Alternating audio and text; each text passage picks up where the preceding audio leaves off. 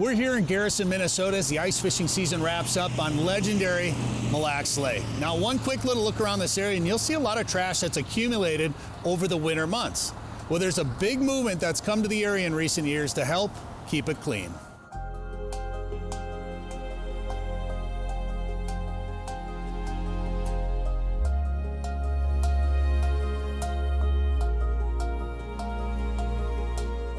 In recent years, anglers are spending more time on the ice. Wheelhouses, float suits, and other ways to stay warmer longer has allowed people to fish more. This creates the potential for more trash being left on lakes. After a few years of seeing this, it was clear something needed to be done. Lake of the Woods Tourism, the Minnesota DNR, Lake of the Woods Soil and Water District, Lake of the Woods County, and the Friends of Zippel Bay State Park formed a committee that created the Keep It Clean campaign. It's now illegal to place any kind of trash, waste, human waste, any kind of garbage on the ice. What you need to do now is you need to plan ahead. You got to keep it in your fish house, you keep it in your vehicle, or you keep it in a enclosed container. But we don't put it on the ice anymore. And really what that's going to do is, it's just by happenstance, it's going to keep tons of garbage off Minnesota waterways. The Keep It Clean movement continued across the state, going to Upper Red Lake and then Mille Lacs. And so initially we thought maybe what we'd do is a spring cleanup day of some sort, organize, try to get participation and community engagement. And I offered to do some research and went down the internet rabbit hole and very quickly found Joe Henry and Mike Hurst up at Lake of the Woods and said, hey, I understand you've got a program up there to address garbage on the ice. Why don't we team up? We've heard from Upper Red Lake recently, and we can have 3 of the largest walleye fisheries in the state working together. I consulted with Eddie Liebeck and a few other business owners around the lake, and they said, yeah, do it. We've got a problem, and we need a solution. While the Keep It Clean effort is relatively new, cleanup around Mille Lacs has been going on for years. I'd say 1982, 83. We started things just, a lot of resorts had their own way of picking up their trash. We had what we used to call block parties, which at the end of the year, customers would come up and a whole crew of people would go out in the lake, pick up whatever was out there as far as trash, plastic bags, fish house blocks that got missed, whatever they could see. It evolved into a lake-wide event for almost 10 years, but it was hard to organize it because of the timing of the year when you had to be out there. Then along when Ann came with this Keep It Clean idea, momentum picked up again. Cleanup crews have found all sorts of trash.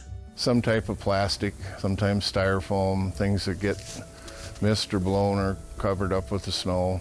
While trash blown up along the shorelines has been a problem, what may be the biggest issue is anglers leaving behind human waste. Plan ahead, right? Have your garbage bags, know where you're going to go to the bathroom, and know where you're going to bring your trash when you go off the ice.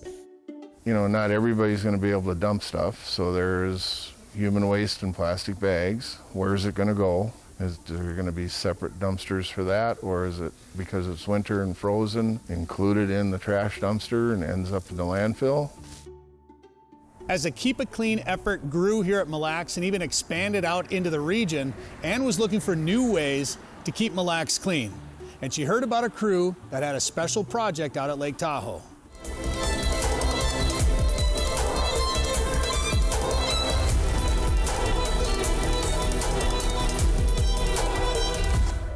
I kind of think in phases, and one of the thoughts was if we stop the trash from going into the ice or help mitigate the amount that's going into the ice, what do we do about the garbage that's already in the lake? What kind of impact does that have? And specifically, what happens to garbage once it enters Mille Lacs? Where, if anywhere, does it go? So I had remembered reading about somebody, Colin West, who'd led a huge initiative with up to 300 volunteer scuba divers on a year-long mission to go in and pull all the trash out of Lake Tahoe.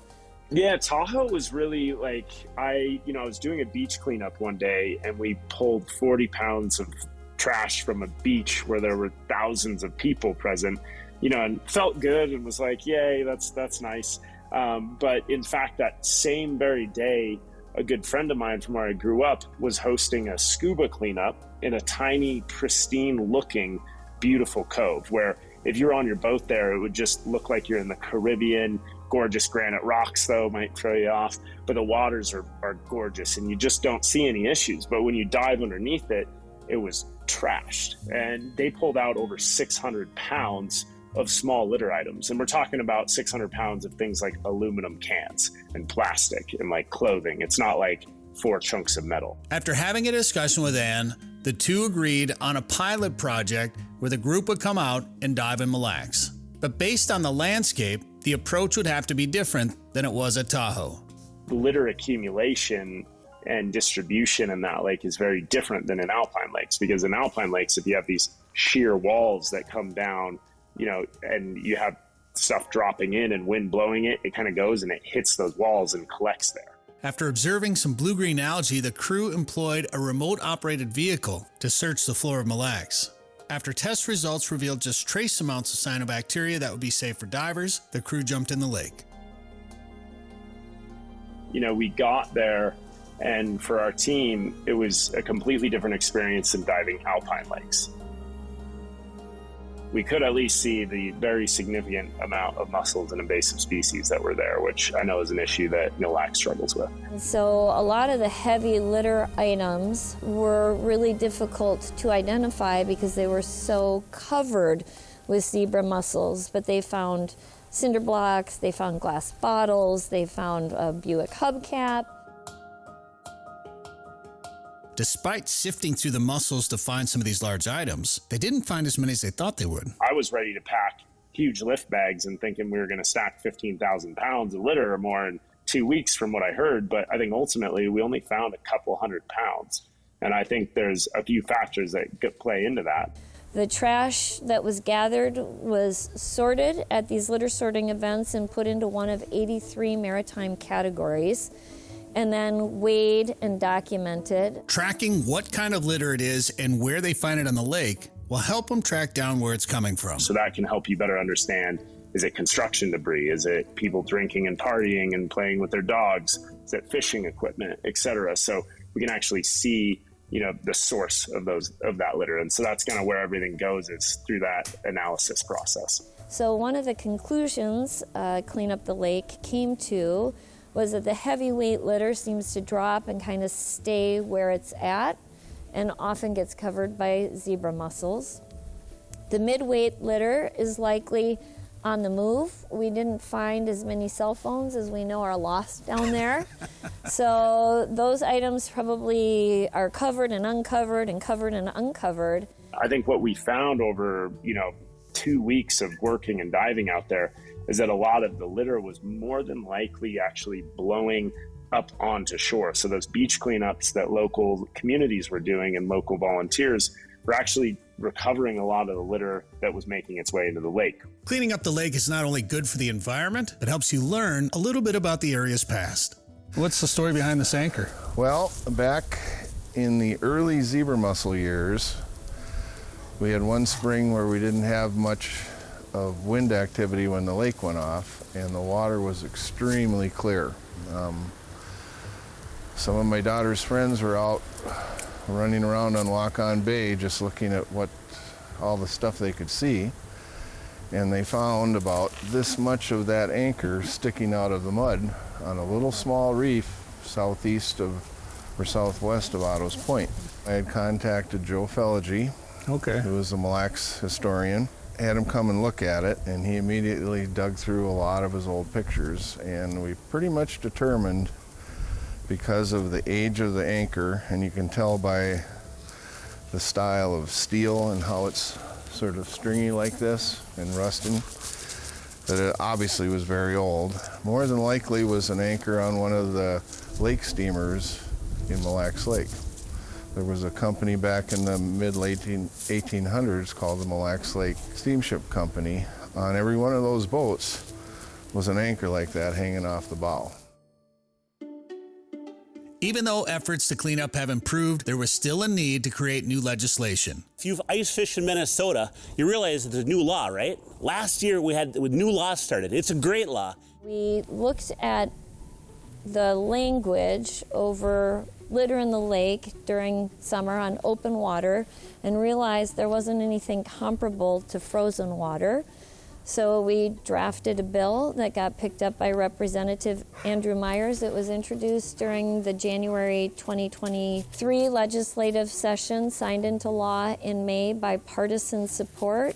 The law took effect July 1st of 2023, making it illegal to place garbage and waste on or under the ice on all of Minnesota's lakes and rivers. Being we have a rental business and rental fish houses, we have service workers that go out, collect garbage, bags, toilet bags, etc., provide more, pick up whatever they got, haul it in. And in the past, we used to have them set that toilet bag on the ice so it would freeze or in a snowbank next to the house. And with the new laws, to make it easier and prevent that, we hung galvanized garbage cans on the side of the house, built brackets and had them elevated off the ice and lined them, with another liner and had them put them in there. So everything was in one spot. Everyone we spoke to agreed that these efforts are making a difference. So what does the future hold for Keep It Clean at Mille Lacs? We've got some more plans in the works, and I think they'll lead to greater community engagement and even wider understanding on what's happening to garbage in the lake, what people are finding, and some things that they can do to help increase the health of the lake by small individual contributions. Colin will have more from his Mille Lacs pilot research project at cleanupthelake.org, and the Mille Lacs Trash Tracker pilot program was recently funded, and its goal is to reduce the amount of trash and also track the trash and identify where it's coming from to stop the littering at its source. This will also allow more users of the lake to feel as though they're making a difference in keeping it clean. It's not a good look for any lake, and it's not good for tourism. And these businesses work so hard to provide an ideal experience for the visitors on the lake. It's up to everybody to do their part to support those businesses in addition to the environment and the overall effects on the lake.